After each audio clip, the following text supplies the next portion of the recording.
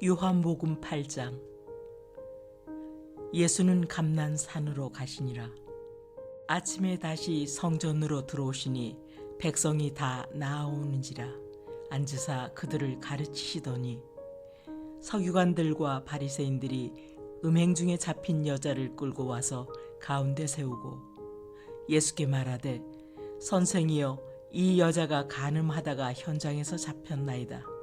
모세는 율법에 이러한 여자를 돌로 치라 명하였거니와 선생은 어떻게 말하겠나이까?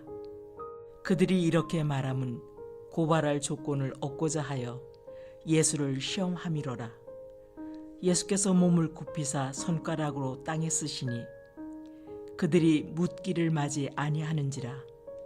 이에 일어나 이르시되, 너희 중에 죄 없는 자가 먼저 돌로 치라 하시고 다시 몸을 굽혀 손가락으로 땅에 쓰시니 그들이 이 말씀을 듣고 양심의 가책을 느껴 어른으로 시작하여 젊은이까지 하나씩 하나씩 나가고 오직 예수와 그 가운데 섰는 여자만 남았더라. 예수께서 일어나사 여자 외에 아무도 없는 것을 보시고 이르시되, 여자여, 너를 고발하던 그들이 어디 있느냐? 너를 정죄한 자가 없느냐? 대답하되, 주여, 없나이다. 예수께서 이르시되, 나도 너를 정죄하지 아니하노니 가서 다시는 죄를 범하지 말라 하시니라. 우리가 선배 세대를 혹은 남과 북을 돌로 칠 수 없는 이유는 무엇입니까?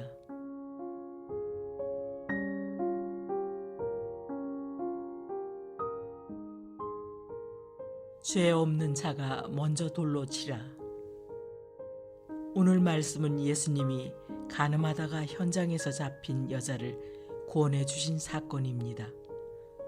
예수님은 감난산에서 내려오셔서 성전에서 말씀을 가르치고 계셨습니다. 그때 서기관들과 바리새인들이 간음하다 잡힌 여자를 끌고 나타나서 예수님께 어떻게 처리할지 질문을 던집니다.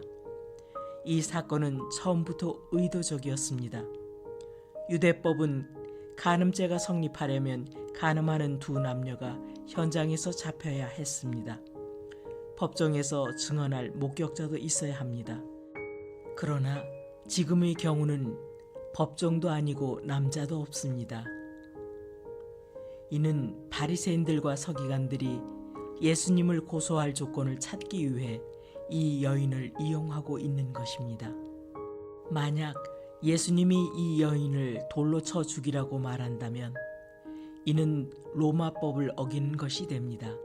당시 유대인에게는 사형을 집행할 권리가 없었고 로마법에 의하면 이런 사건은 사형에 해당하지도 않습니다.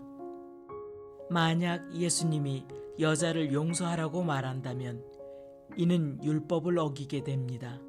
그러면 서기관들과 바리새인들은 예수님을 거짓 선지자로 몰아갈 것입니다. 이런 모함하는 상황에서 예수님은 죄 없는 자가 먼저 돌로 치라고 말씀하십니다. 그들의 제약된 상황과 마음속 죄까지 다 지적하신 것입니다. 자신을 깊이 돌아볼 때 감히 돌을 들 사람이 누가 있겠습니까? 나도 너를 정죄하지 아니하노니. 본문에 나타나지 않지만 죄지은 여인은 잘못을 뉘치고 반성하였을 것입니다. 부끄러움과 수치가 가득 찼을 것입니다. 예수님은 이 여인을 정죄하지 않고 용서해 주셨습니다. 물론 다시 죄를 범하지 말 것을 명령하셨습니다. 예수님은 우리의 모든 죄를 용서할 수 있는 분이십니다. 우리 선조들, 우리 선배들이 저지른 죄악도 용서할 수 있는 분이십니다. 우리 선조들은 역사 가운데 친일과 동족 상쟁의 죄를 저질렀습니다. 서로 죽고 죽이고 미워하고 용서하지 않았습니다. 그러나 우리는 선조들, 선배들, 나아가 북한 동포들에게 돌을 들 수 없습니다. 그들을 이해하고 사랑하고 용서해야 합니다. 왜냐하면 예수님이 정죄하지 않으시기 때문입니다. 우리는 죄 지은 자들을 용서할 예수님의 마음을 가져야 합니다. 예수님의 사랑으로 죄 용서함을 받은 우리가 더 이상 죄를 범하지 않고 살아가게 하소서.